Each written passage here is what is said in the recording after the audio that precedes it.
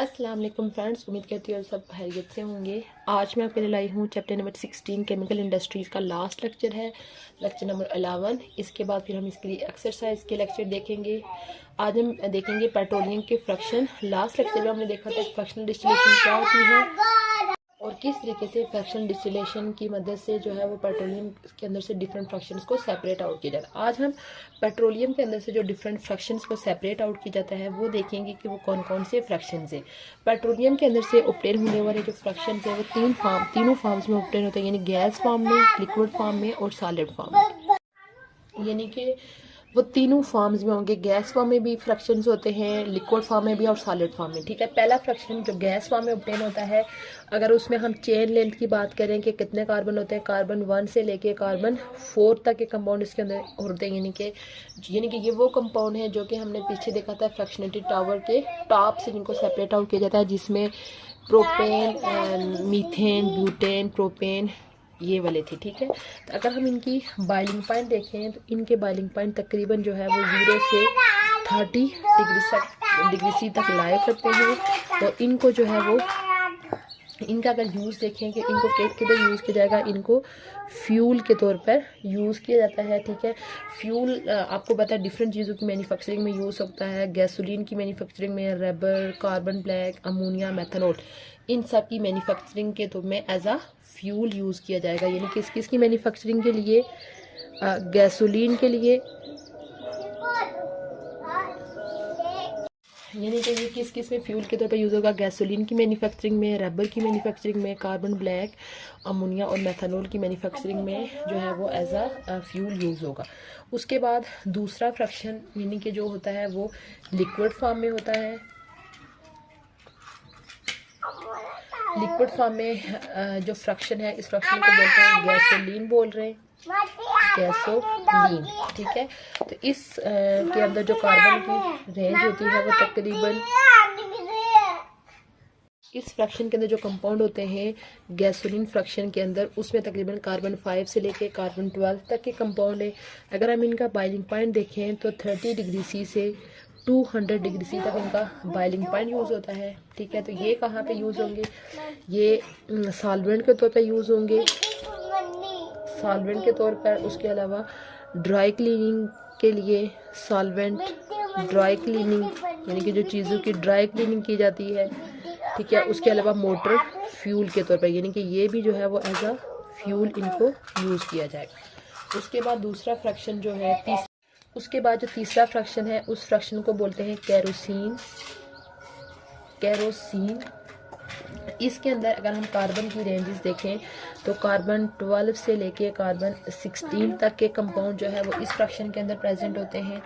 उसके अलावा इनका जो टेम्परेचर की रेंज होती है 175 डिग्री सी से 300 डिग्री सी जो है वो इनका टेम्परेचर होता है। ठीक है, तो इनका अगर हम यूज़ देखें तो इनको भी एज अ फ्यूल यूज़ किया जाएगा। फ्यूल एंड इल्यूमिनेंट होता है चीज़ों को रोशन करने के लिए। ठीक है, उस तरह से इनको यूज़ किया जाएगा। उसके बाद जो नेक्स्ट फ्रैक्शन है ये भी गैस फॉर्म में है, जिसको गैस ऑयल बोलते हैं।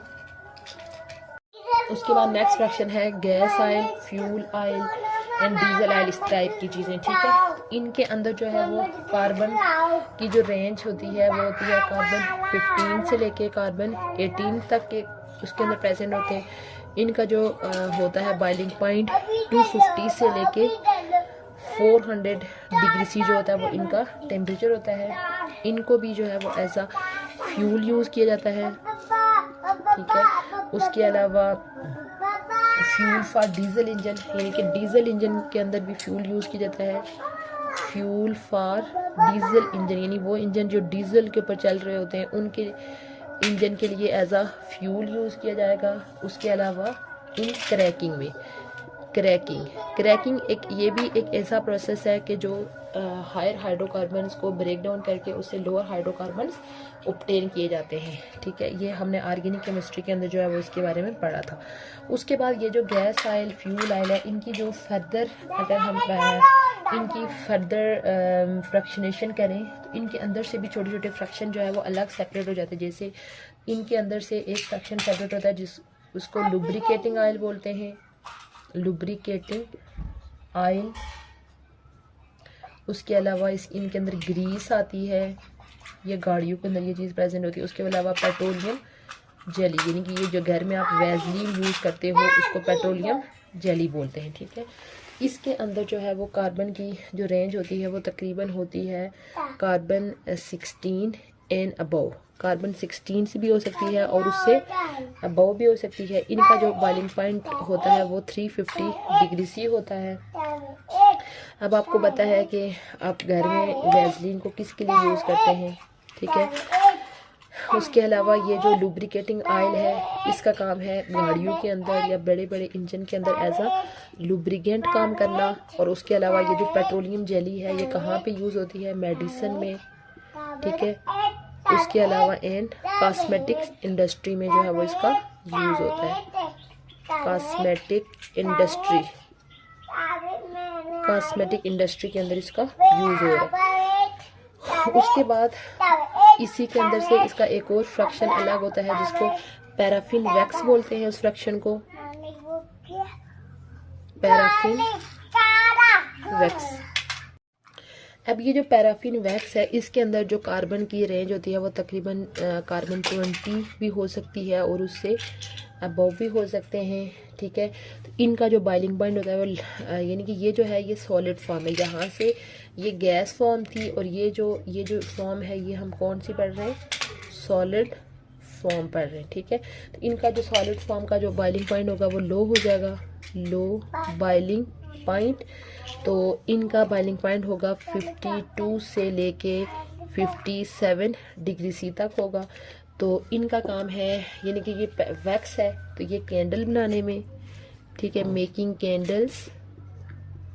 कैंडल आपको पता है जिसको हम अपने घरों में यूज़ करते हैं, मोमबत्ती इसको बोलते हैं हम अपनी ज़ुबान में। उसके अलावा दूसरा इसका काम है वाटर प्रूफिंग के तौर पे, जहाँ पे हमें यानी कि पानी से चीज़ों को बचाना है वहाँ पे इसको हम यूज़ कर सकते हैं वाटर प्रूफिंग के तौर। उसके अलावा लास्ट पे वो फ्रैक्शन होता है जो यानी कि ये इसका आखिरी फ्रैक्शन है, यानी वो चीज़ें जो कि जैसे हमने पिछले टॉवर में पढ़ा था कि बिल्कुल जो लॉन्ग हाइड्रोकार्बन हायर हाइड्रोकार्बन्स होते हैं जिनके अंदर कार्बन एटम बहुत ज़्यादा प्रेजेंट होते हैं वो इवन के 400 डिग्री सी पे भी जो है वो वेपर फॉर्म में नहीं जाते, तो एज अ रेजिड्यू वहाँ पे सेपरेट होते हैं। उसको हम बोलते हैं पेट्रोलियम कोक, यानी उस फ्रैक्शन को बोला जाता है पेट्रोलियम कोक, या उसका दूसरा नाम होता है एसफॉल्ट उसको बोलते हैं।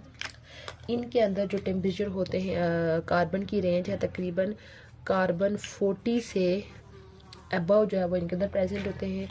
तो ये यानी कि ये इसको रेजिड्यू कंसीडर किया जाता है क्योंकि इनका ये इवन 400 डिग्री सी पे भी वेपराइज नहीं होते।